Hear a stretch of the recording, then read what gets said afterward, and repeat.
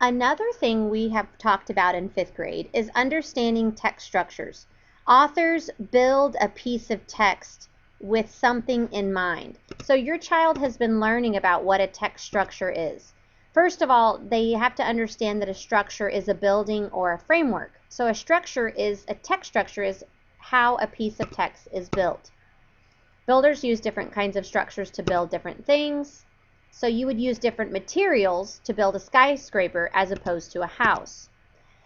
Writers use different structures to build their ideas. One text structure is chronological order.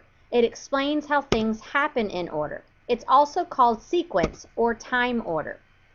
When you're reading chronological order, you will see words like first, next, later, then, and finally. Here is an example.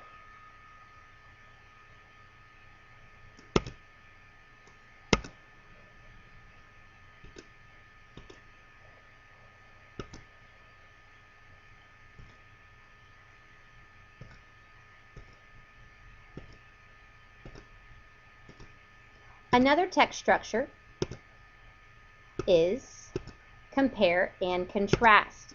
That is when you compare two things, their differences and their similarities.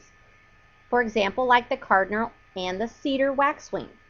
You can see words like both, differences, in common, on the other hand.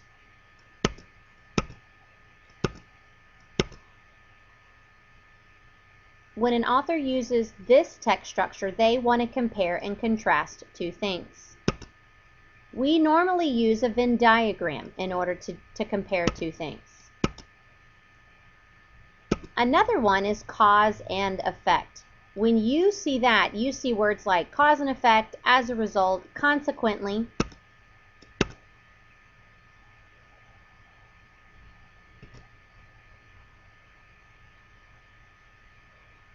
As a result, sometimes your causes come before, sometimes your causes come after the effect.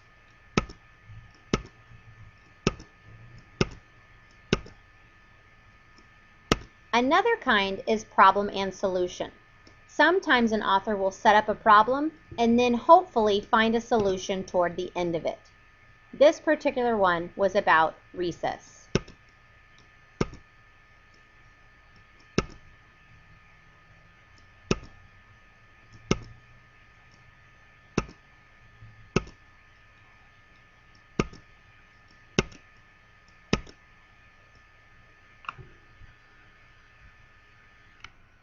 An author has a reason that they write. Sometimes authors want to entertain us and tell us a story. So that's one thing we have talked about in 5th grade. Is it a fiction or an autobiography? Does it have character, setting, or plot?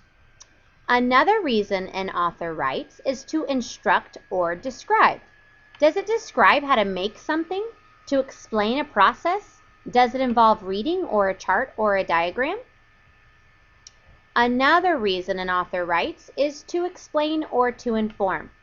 These would be nonfiction. Does it provide me information or explain something? One of my favorite reasons to read is to be persuaded. Those are like commercials that you see. In reading, we are looking at, do we agree with them? Do we disagree? Are there two sides presented? We want to be convinced or persuaded. So these are a couple of the reasons authors write. 4th grade was so wonderful, they taught our students PIE, persuade, inform, or to be entertained.